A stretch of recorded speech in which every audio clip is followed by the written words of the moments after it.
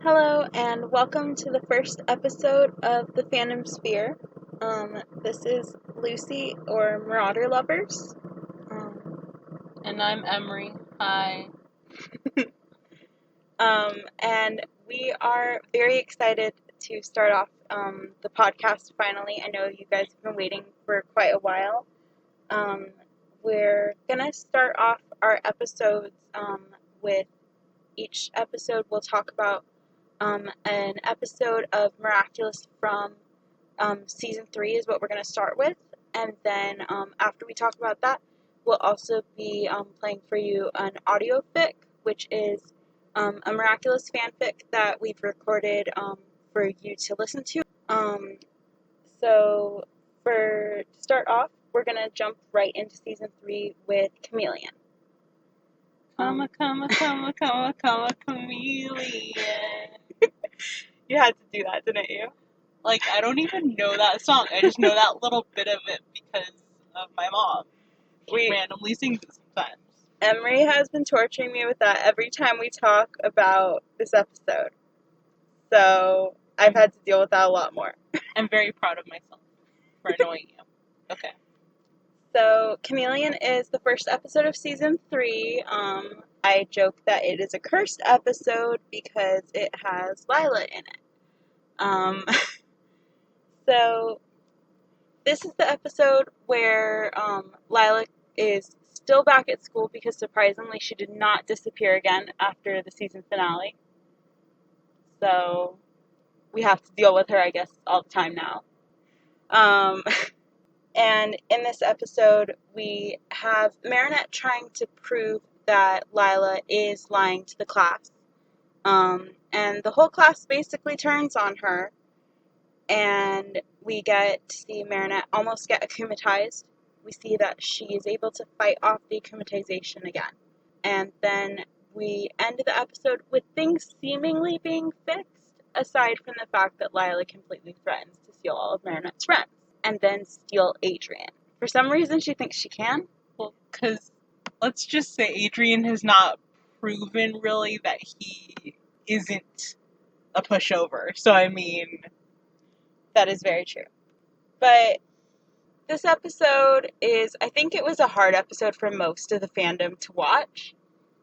I've watched it a few times now, and it is harder every single time.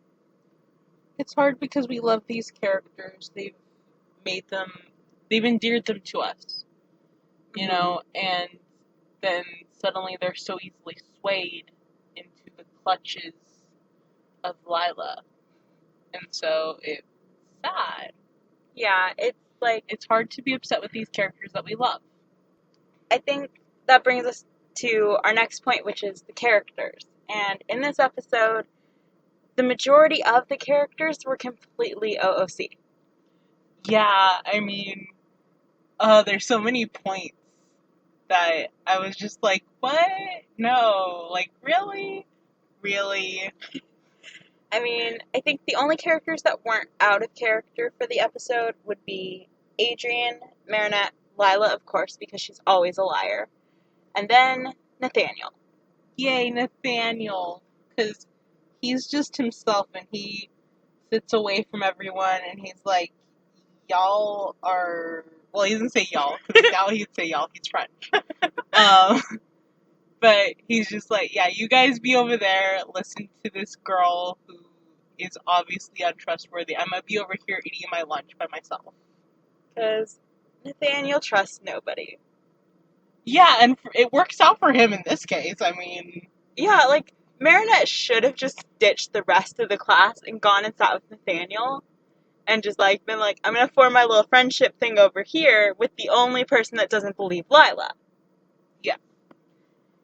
But, I mean, I think the worst thing as far as, like, OOC-ness was just the fact that everybody in the class, not that they believe Lila, because that's like, well, you know, sometimes you're gonna believe the fantastical stories that somebody tells you. But it's more the fact that they believe that Manynette could be a horrible person. Yeah, because, I mean, like, okay, I've been known to be kind of gullible, like, especially when I was younger. But at the same time, it's like I never would like be able to believe that someone that I know, someone that I've been friends with for a long time, I'd never be able to believe that they did something so out of character for them. Mm-hmm. So just, you know, because I mean, Yeah, and that's weird that you wouldn't be like, I don't know, maybe that doesn't sound quite right. They seem to have like a blind love for Lila, which makes no sense because they just met her. Yeah, I mean, technically, I guess they've known her for a month, but she's only attended school a couple of days out of all that, and most of the time she's been talking to them apparently through video. Which in and of itself, I'm like, that's a little weird that someone would allow a student to do that, But without her parents being like, yes, we are okay with this. Apparently they're not very good at this school with keeping track of students and communicating with the parents. I don't know, their principal thinks he's some owl superhero, so I mean, it kind of makes sense. We're not going to judge on that. We're just going to judge the classmates. Yeah, we're not going to judge the school and their very unrealistic rules. I mean, the hard thing of watching all the characters is that we not only have, the rest of the class bending over backwards to help Lila, like getting her food for her because she apparently has a sprained wrist, I think. And I don't know, I've sprained my wrist. That was not realistic. I mean, I was still able to. I had a freaking splint on my arm, and I was still able to carry things. And yet Lila can carry nothing, except she can catch a napkin when it's thrown at her to protect somebody from having their eye poked out. This person's wearing glasses. Max was wearing glasses. And how does Max, the most intelligent person in their class, not realize that his eye couldn't have been poked out by a napkin? Because of so many reasons. I mean, you need to, like, freaking roll that thing into, like, some sort of, like, spike and be like... And even then, it's like, it's gonna bend. It's not gonna, like, poke someone's eye out. It might just sort of scratch their eye a little bit and they'd be like, oh. And that'd be really it. But it's like, I think one of the worst reactions to Manynette doing that is Maylin, who's just like, Manynette, how could you do that? And I'm like, what? Like, Maylin, you know Manynette. Like, you know her. But everybody just freaks out. I mean, we have the worst offender is Alia. No. Yes, I know. We have to talk about it, though, because she completely just turns her back on her friend. And it doesn't feel like this episode can even belong within the actual canon. Because by the end of it, Alia and Manynette have somehow made up and they're sitting together again. Yeah, I was not satisfied with that. I wasn't. And the fact is that friends, especially best friends, do not act like that. Like, there is no, oh, I'm going to completely betray your trust by believing this random person because she seems to be a more impressive person than you. No, but Lucy, check your sources. That was infuriating when Alia said that, because it's like, yes, Alia needs to tell Manynette to check her sources, when it's like, no, Alia, you are the frickin' reporter. Like, I feel like she just did nothing. Like, she didn't even try. It was just literally, I think she's just determined to view it as that Manynette is going to always put her affection for Adrian over everything else, and so she allows it to, like, taint the way that she views Manynette, which is totally out there and doesn't make any sense, since we've already seen how she interacted with the whole situation in Frozer. So it's like, none of it makes sense. Alia knows better. Yeah, and it's a little bit frustrating that Manynette isn't more offended by that. Mm-hmm.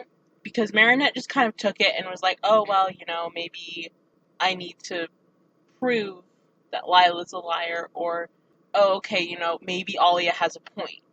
Yeah. It's like, they should have let Manynette have a little more, I don't know, like, she should be allowed to react to these things stronger. Yeah, it's like they put so much pressure on her to be perfect, and they shaped the character in this way where they're like, oh, this would be the perfect 14-year-old girl, and how she would react to things. But it's like, okay, when you make someone perfect, they're no longer realistic. They're no longer a real person that people can relate to. Mm-hmm. And the fact is that, yes, that may be somebody. Somebody might be in this situation and not react. But Manynette is not that somebody. She's the somebody that just suddenly jumps in when she sees Adrian being lied to by Lila and just yells at her. When she doesn't even know Lila. She hasn't even talked to her at that point. That was a great moment. It was. But where is that Manynette? It's like, we need her to be able to not just lash out at Lila for lying, but lash out at, at her best friend for not believing her. Because maybe that's what it'll take. Mm-hmm. And so that was just really hard to deal with. I guess the only thing that we can be grateful for is just purely that, at least in that episode, we don't have Chloe there.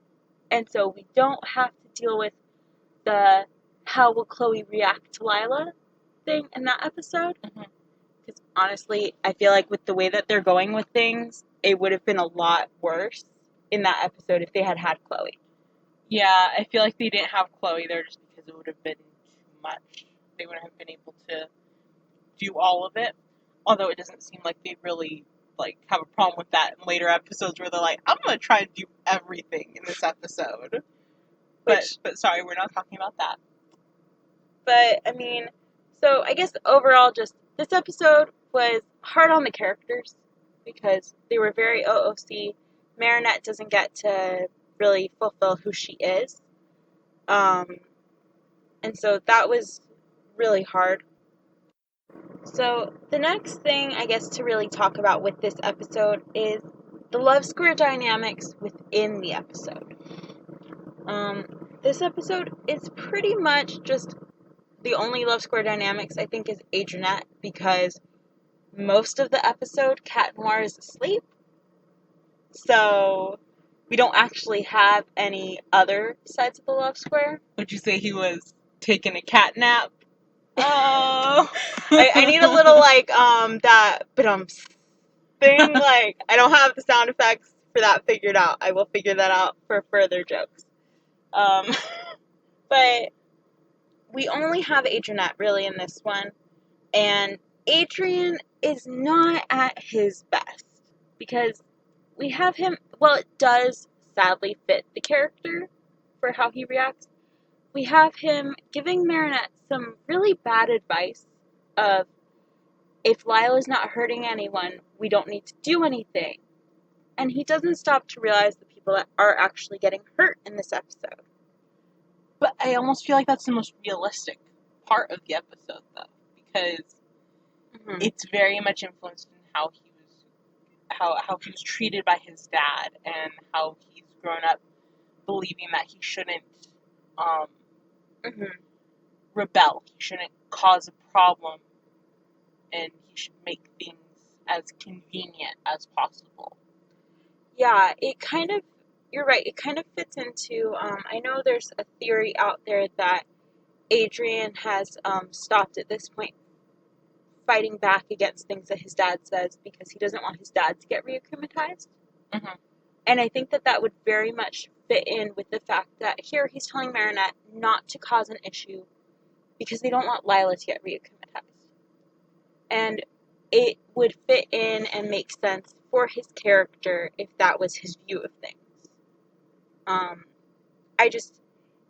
We wish that he would realize that it's not only hurting Manynette, which is a big deal, but it's hurting their classmates who Lila is lying to and leading on.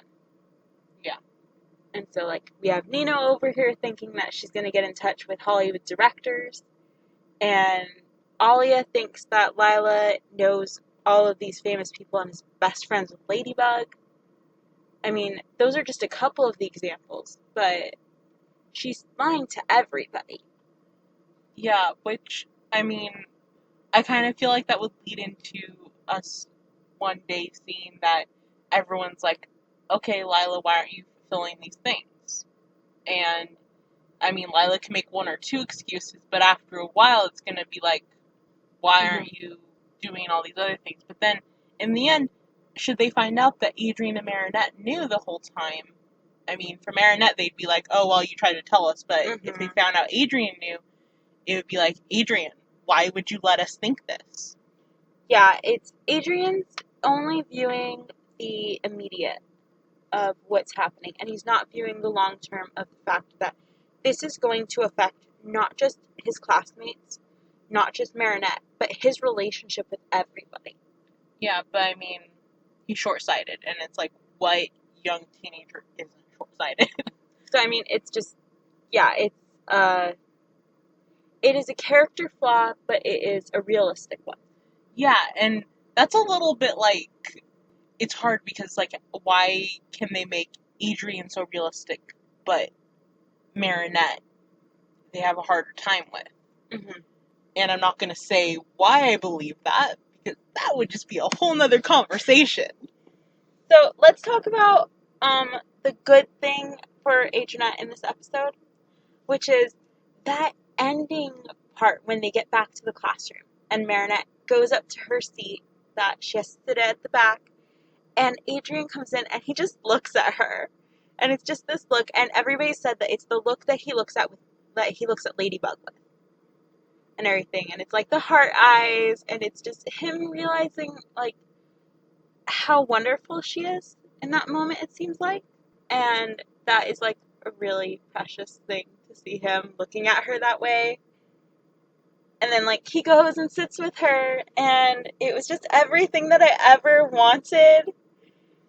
And then Marinette doesn't pay attention, and Miss Bustier, like, really, the girl is late every single day of her life. You couldn't cut her some slack. I wanted them to sit together. See, Miss Bustier, she is not a friend of the shippers. She's being to unfriend her. No, that was stupid. I'm sorry. I'm sorry, that was stupid. No, that was funny. But, I mean, that was it. We got a beautiful moment for Adrianette, but then everything had to go back to normal, and everybody had to go back to sitting where they used to sit, and it was all for naught. So, I mean, I guess we had some one step forward, two steps back kind of thing. Yeah, I can see that. So, the next thing I want us to talk about is the Akuma. So, I guess initial reaction to the Akuma is that she was kind of lame and could have been better executed. There was no costume. That was a big thing. I mean, I get that she is like, she's Chameleon. She transforms into what other people are. But really, like, we couldn't have had her have some kind of costume change beforehand. Lila should have been in a chameleon suit. You wanted her dressed as a chameleon? Yes, she's just in a chameleon suit. Oh my gosh. Okay, somebody needs to draw fan art of Lila dressed in a chameleon suit. That's just it. Although her getting akumatized, the actual part of her getting akumatized, was crazy awesome in the sense of very different, because, it's like we have her literally grabbing the butterfly out of the air. That poor butterfly. To accept it. I mean, it's a good thing that they just kind of phase into things versus, like, being crushed in her hand. Like, that would have been horrifying. I mean, Lila's always horrifying, but yes. Anyway, I don't know why this popped into my head. I think it's the whole chameleon thing. Uh-huh. I was imagining her grabbing the butterfly and then eating it. Oh my gosh. I'm so sorry. Oh my goodness. Can you imagine, though, if she did that and that was how she, like, absorbed the Akuma? I'm sorry. Oh my gosh. I apologize for that moment. So, Lila, I mean, I think that one of the ways that it could have been slightly better or more interesting as her Akuma power would have been if the person that she kissed to take the power was not put to sleep. Yeah. I would have liked to see two Adrians running around for a little bit, trying to deal with stuff. Yeah, just it was disappointing because I have seen that they can do really great Akumas, and with something as important as Lila's part in this, they should have put a little more effort into it. They should have done something a little different. Just the whole episode kind of felt like they could have done better. Yeah, I mean, the things that I think one of the concerns was the fact that Chameleon's first thing that she does when she does take over Adrian's appearance is to steal Nino's hat. That was like weird. I'm like, why? Like everyone could tell that there was something wrong with Adrian. I would think that she would try and like kind of keep a low profile and like subtly ruin his life.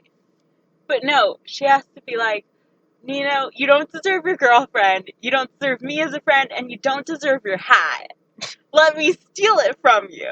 And Nino was just like, what the heck, Adrian? Like, why'd you steal my hat? He doesn't even care about the whole thing of like, he's not his friend anymore. Yeah, like, and then nobody blinks twice at the fact that Adrian just jumps from the school, the second floor, onto the roof, and then just like jumps away and stuff.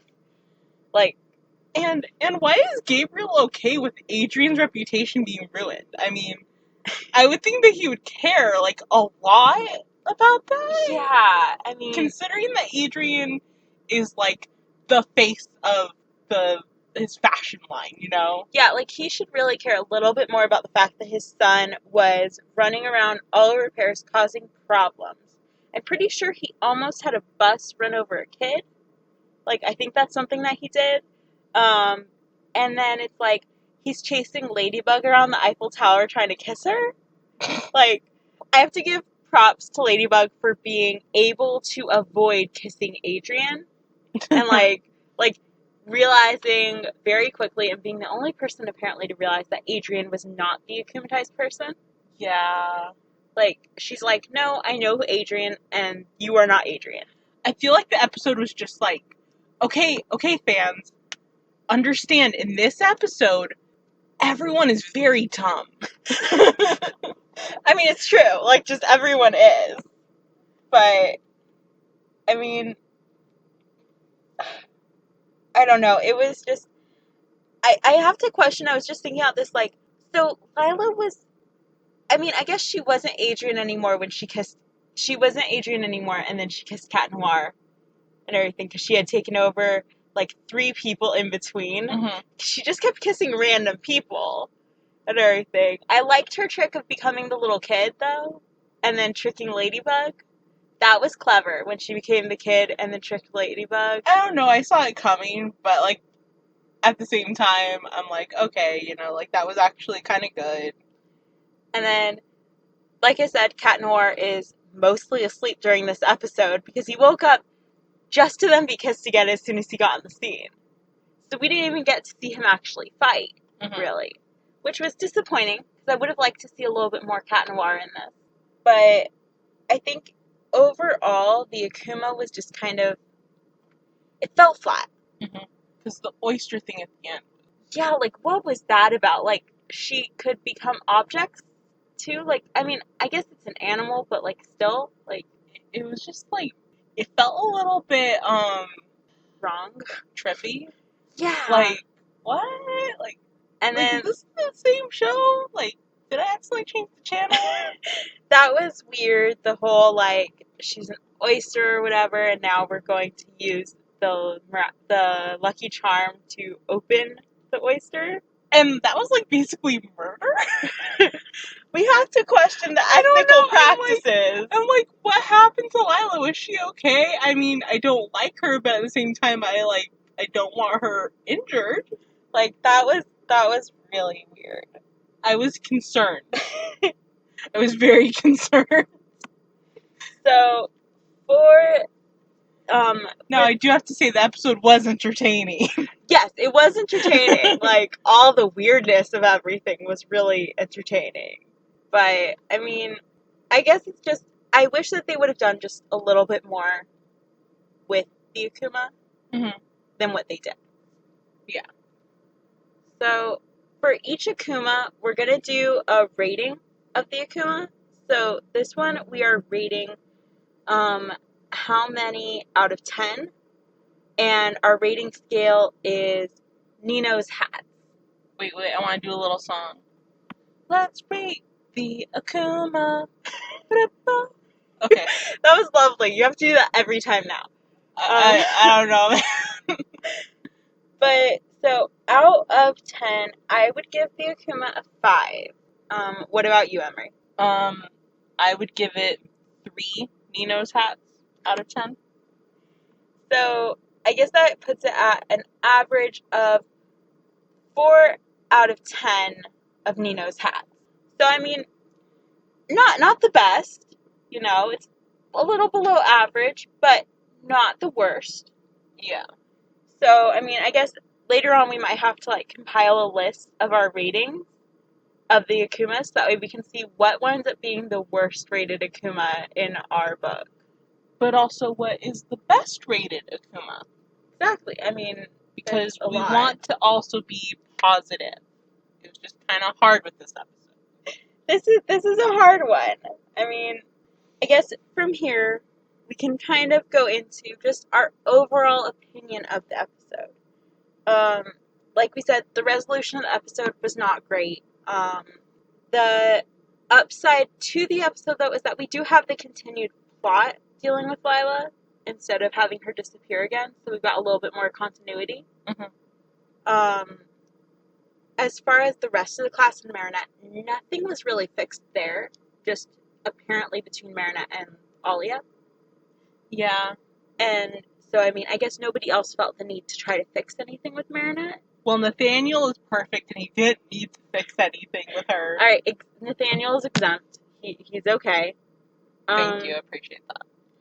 And, I mean, just a last kind of slight issue with the episode, I guess, would be the fact that Ladybug, after purifying the Akuma, was still forced to try and befriend Lila. Yeah, that fell out of nowhere. I was like, what? Like, it made no sense for Manynette as Ladybug to feel obligated to try and make friends with Lila. Yeah, and just all she was doing was giving Lila another opportunity to manipulate her. Yeah. And that was very frustrating and made me feel like Manynette wasn't that smart. And I know that she's smarter than that. It's kind of like they said, Manynette can dislike Lila, but she can't actually separate herself from Lila. She can't decide, I'm just not going to be friends with her. Yeah, because I mean, and there's a problem with that, because just a life lesson, you know, okay, yes, you shouldn't be mean to someone, even if they're toxic, but you definitely have the right to separate yourself and cut yourself off from them and not have to deal with that anymore. Yeah, and I think Manynette should feel like she can just say, no, I'm not going to be friends with Lila. Lila has not been a good person. She is manipulating my friends. She's threatening me. I'm not going to make that effort. I've done my job of saving her and saving Paris. I'm going to move on. Yeah. And that's really what they should have done. It would have been better for Ladybug anyways, because of the fact that, like you said, she's giving Lila ammunition because Lila keeps saying that Ladybug is her best friend. Yeah.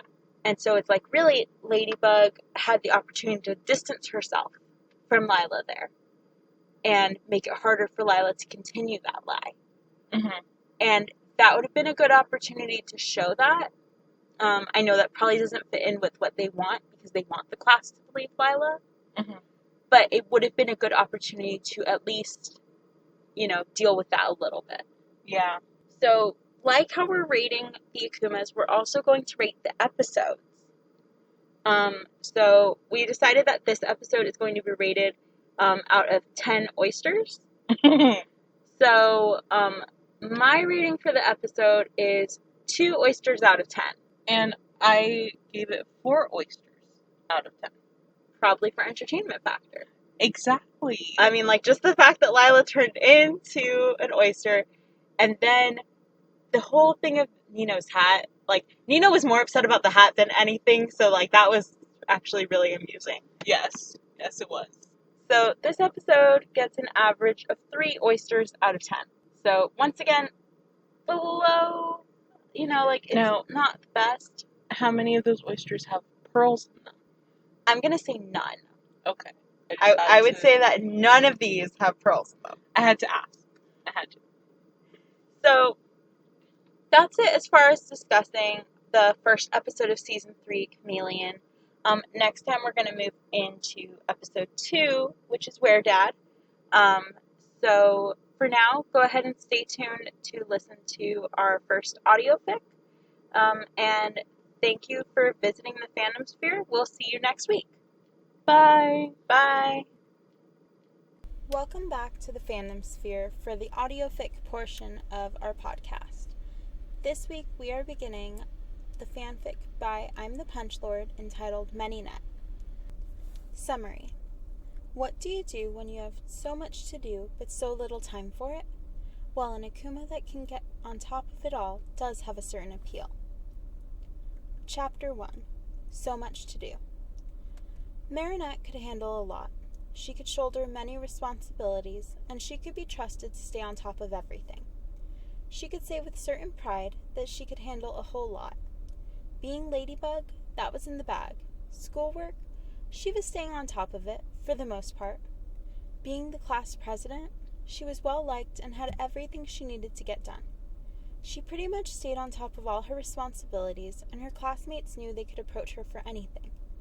Helping the bakery, she could do, spending her weekend mornings helping out, moving pastries around or making deliveries, taking in commissions, 100% satisfaction for her work and efficiency. Manynette could do plenty of responsibilities. She was a brilliant multitasker. Even Tiki had had the highest praise for her, and how well she could handle so much. She could do it. She knew she could. But once in a while, it just slammed on her. Manynette walked slowly into her room. Her steps were heavy, her head was pounding painfully, and exhaustion wrapped around her. Her body was shaking, making her steps clumsy, and her eyes ached. She was so tired, so overwhelmed, that she sagged into her chair and practically collapsed face first on her desk. Tiki zipped out of her purse, coming near to pet Manynette's cheek reassuringly, and wiping some of her bangs aside as she frowned. She listened as Manynette breathed in and out, her breath ragged and shaky, and took in the slight tremble of Manynette's body. She leaned down and nuzzled Manynette, rubbing her cheek against her own. Tiki murmured, "It's just a bad day. It'll be okay." "I know," Manynette whispered, her eyes closed. She relaxed as she took a moment to enjoy Tiki's caress, a soothing tickle going over her scalp as the Kwami played with her hair. "I just should have been on top of it." "These things happen, Manynette. It's not your fault at all. Sometimes things are just out of your control." Manynette shifted, rubbing her face against the desk, wincing as her skin dragged uncomfortably on the surface. "That shouldn't happen to me. I should always be in control, always getting them done." She sat up, running her hand through her hair, frustrated. She felt that familiar ache seep into her. Her breathing turned shaky, and her eyes started to water. "Hey, it's okay," Tiki whispered, hovering before Manynette and offering her a smile. "These past few days just couldn't be helped. Manynette, don't let it bother you." Manynette shook her head, covering her eyes with her hand as she took a shuddering breath. She ignored Tiki as the Kwami wiped her bangs, trying to comfort and reassure her. With a little nudge, Tiki said, "You should sleep. You haven't had much sleep lately." She really hadn't. There had been an Akuma that showed early evening. It was fast and evasive, and by the time they got his item and cleansed him, it was almost midnight. And when she got home, she learned that she had gotten a frantic call from Nadia about the jacket she'd commissioned, saying that she needed it this morning for an interview. She had stressed out how much she needed it, that Manynette had jumped on it immediately. She pulled an all-nighter just to make sure it was perfect, that there was no thread or button out of place. She even woke Tiki up 3 times during the night to make sure that it was perfect. Then, by morning, she raced to deliver it to the stress reporter. She wound up dozing off at a bus station and had missed the bus. Just to make it in time, she went as Ladybug and dashed there, barely remembering to de-transform before meeting Nadia. It was just in time as Nadia's interview had just started. One train wreck avoided, Manynette had turned and slammed into a wall, making a whole new problem. Nadia's interview was at 9 in the morning.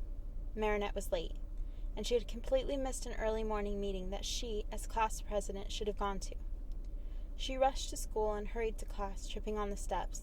She had received a huff from Monsieur Damocles and a sneer from Madame Mendeleev, and Madame Bustier had given her such a disappointed look when Manynette came in that her gaze followed Manynette to her seat.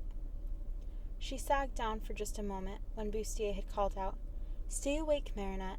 Class is in session. Today we're covering Atlas, the titan who held the weight of the world on his shoulders." That summed up her day, drifting in and out of consciousness, struggling to stay awake, and being snapped at by teachers when they caught her dozing off. She was pretty sure that Madame Mendeleev gave her extra homework for falling asleep on her and missing the meeting that morning, and just the thought of it made Manynette even more tired. She even wound up sleeping through lunch, not eating anything, and she wasn't sure if that helped or not. She still felt exhausted, so maybe not. Thinking back to class that morning, Manynette found she could relate to Atlas. Sometimes it felt like she too carried the weight of the world on her shoulders. In a sense, she did, as Ladybug. Manynette slouched back in her seat, staring at Tiki, her gaze tired and hollow. In an absent murmur, she wondered, was Atlas a ladybug? Tiki gave a soft chuckle. No, miraculouses are reserved for humans. We were made to help humanity, and part of that is helping them stand up to deities and gods that abused their power. Ancient Greece was a hard time. Tiki shook her head. I never met Atlas, but it does seem like ladybugs are like him, huh? Holding up the weight of the world? Manynette hummed, shifting her in her chair, leaning back on it and curling on herself a little. Tiki hovered over her like a concerned mother, frowning as she considered what to do. She tapped Manynette's cheek insistently. You should go to bed, Manynette, although you should also eat. How about you head to bed and I'll grab you an apple? Does that sound good? You can eat what you can. Manynette glanced up to her loft bed, making a small noise of displeasure at how far it was. How about the chaise? Tiki offered, pointing to it. Manynette could slide herself to the chaise. It was closer. Letting her legs drop, Manynette towed her way to her chaise, dragging her chair along while Tiki darted below. Manynette got up, body trembling, and fell onto the chaise, sighing contentedly as the plush shifted under her, supporting her weight just right. Only she couldn't fall asleep. Even if she closed her eyes, ready to sleep, she found that she couldn't. Instead, what came were all her thoughts on what she had to do this week. All her commissions, all the projects she had to look over as class president, look into student complaints and issues and try and get those fixed, how much homework she had to do that was due in a few days, so she may have to pull off another all-nighter to get to that. Manynette dug her fingers into her forehead, feeling a sting in her eyes as her body shook, her breath turning ragged. She felt so frustrated, so overwhelmed. There was so much to do, and she didn't have enough time to do it all. So much to do, so much. Manynette jerked up, her throat felt tight, her vision blurring, feeling like she couldn't get a satisfying breath of air. She squeezed her eyes shut, feeling warm tears tickle the corner of her eyes. She pulled her legs up and buried her face in them, struggling to sort through the waves of pressure and stress falling heavily on her mind. How was she going to get it all done? What was time? How was she... Oh my, so much to do, but so little time. I don't know if I can get on top of it, Manynette babbled, a hiccup slipping past her trembling voice. There's just so much to do. And she was exhausted. She was so exhausted. But she couldn't stop. She had to see them done, or else she was going to fail. She couldn't fail. Not again. Awful things happened when she failed. The voice tisked her gently. Now, there's no need to cry. I have a solution, my dear. I can give you the power to get it all done. Manynette paused, her cheeks feeling damp and heavy, tasting a hint of salt in the corner of her mouth. She whispered, Really? Of course, but there's a certain favor I need in return. Anything, Manynette answered. Excellent. Then do what you need to, Manynette. For a moment, she felt energized, alive. She felt like she could take on the world. With a big grin, Manynette stood eager and ready, just as she got swallowed up by a dark swirl. Tiki came struggling a little with the apple, but froze when she saw the transformation. With a gasp, she dropped the apple and dropped down, watching with wide eyes as the darkness broke apart, revealing multiple Marynettes, all dressed differently and almost all of them looking far more alive and energized than Tiki had ever seen her. With a frantic look around, Tiki dove behind the vanity, watching them with wide eyes, her mind flying. Just watch, she told herself. Observe and figure it out. The more she knew, the better she could help Manynette. The Manynettes all opened their eyes at the same time, and the first to come to life was in a suit with her hair in a bun, grinning broadly as she spoke. All right, Manynettes, I'm going to head to school and get ready for the next meeting. There's no way that I'm missing it this time. Why, I'll even bring up some issues at the school that need fixing. I'm going to head down and get started on the pastries, another announced, wearing an apron. It's only a few hours till midnight. Might as well get started. I'm going to start making gifts for everyone, a bouncy Manynette proclaimed, pigtails going up and down, her eyes starry and bright. Then she dropped down, frighteningly serious. And make sure they know if there's any trouble, they can come to me and I'll fix it.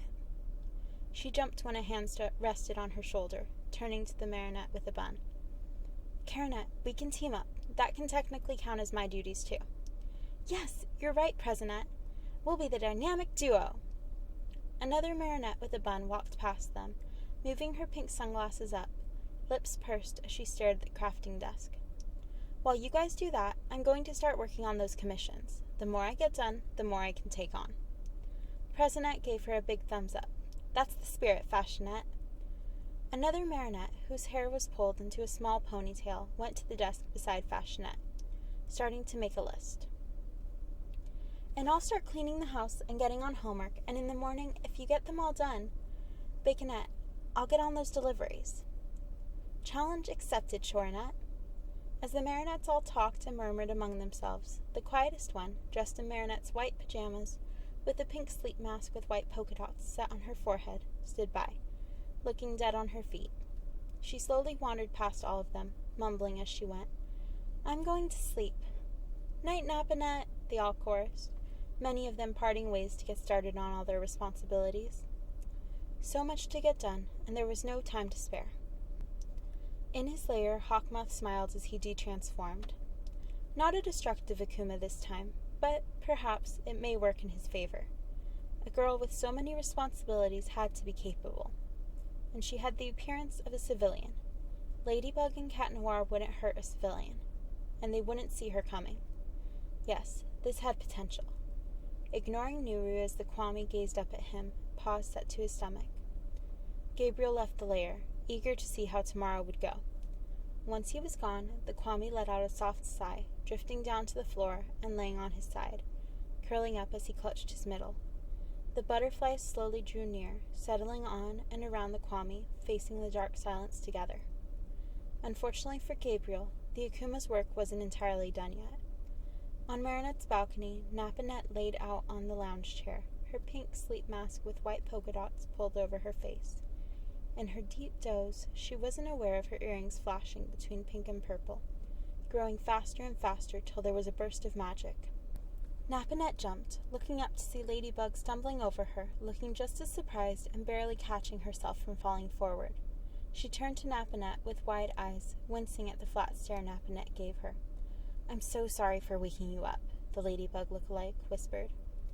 Napanette turned away, pulling her mask down. Please don't do that again, Buganette. Sleep well, Buganette said, jumping off the balcony and zipping away. She stopped when she came across the lit Eiffel Tower, staring at it with firm resolution in her eyes. Now that she had this chance, she was going to devote all her time to Paris, to see to its safety. And Hawkmoth, even if he had given her this chance, wouldn't be safe from her. Thank you so much for joining us for the first episode of the Fandom-sphere. We're so excited to get to share this with you. Please go ahead and follow us on Twitter, Tumblr, Facebook. All of it's at Fandom-sphere. And we look forward to seeing you again next week with the next discussion of season 3 episodes, as well as the next chapter of Manynette. Love you guys. We'll talk to you again.